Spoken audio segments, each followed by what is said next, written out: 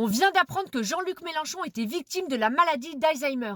Bah alors, Jean-Luc, on a oublié? Je fais référence à ce tweet. Le respect de la dignité des morts et du chagrin de leurs proches n'efface pas le droit de juger leurs actes. Ceux de Jean-Marie Le Pen restent insupportables, le combat contre l'homme est fini, celui contre la haine, le racisme, l'islamophobie et l'antisémitisme qu'il a répandu continue. Le culot dans toute sa splendeur. Tu n'as quand même pas osé évoquer le sujet de la haine. Lorsque ton parti a arraché les affiches de Philippines, on t'a pas entendu. Il suffit juste de regarder tes propos, il suffit juste de regarder tes actes, tes appels, les actes de ton parti pour comprendre d'où vient la haine. Il y a des moments, je pense qu'il vaut mieux rester discret. Vu que t'évoques le sujet, Jean-Marie Le Pen, lui, au moins a été jusqu'au 2e tour d'une élection présidentielle. Et toi, que dalle.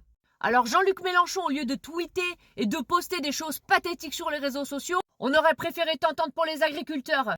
On aimerait t'entendre contre la ZFE. On aimerait t'entendre sur le conflit ukrainien. Jean-Luc Mélenchon, évoquer le sujet de la haine était la dernière des bonnes idées. Vous êtes l'incarnation vivante de la haine. Vous, ainsi que votre parti.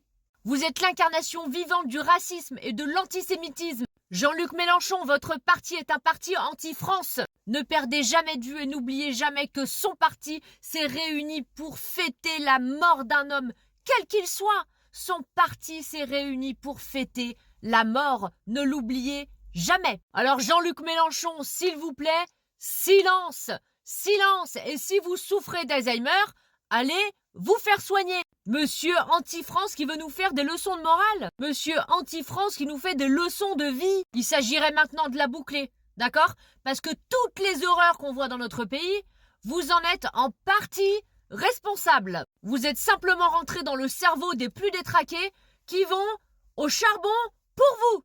Ah bah oui, c'est facile de pianoter, d'écrire derrière son téléphone et d'envoyer tout le monde à sa place. Ah bah oui, parce qu'on vous voit pas beaucoup dehors, vous, hein?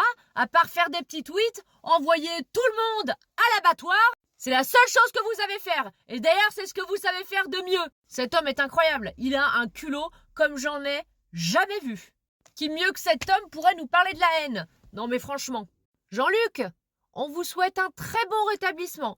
Oui, on imagine bien que c'est pas facile. Et surtout, les Français souhaitent que vous récupériez vite la mémoire, ouais. On espère. On croise les doigts pour vous. Si vous avez besoin d'aide, vous pourrez toujours compter sur nous pour vous rappeler 2-3 souvenirs. Alors n'hésitez surtout pas à faire appel à nous. Soudés, main dans la main, en toute bienveillance. Oui, monsieur Mélenchon, bienveillance. Je vous laisse regarder la définition dans le dictionnaire. À bientôt, Jean-Luc. Salam alaikum.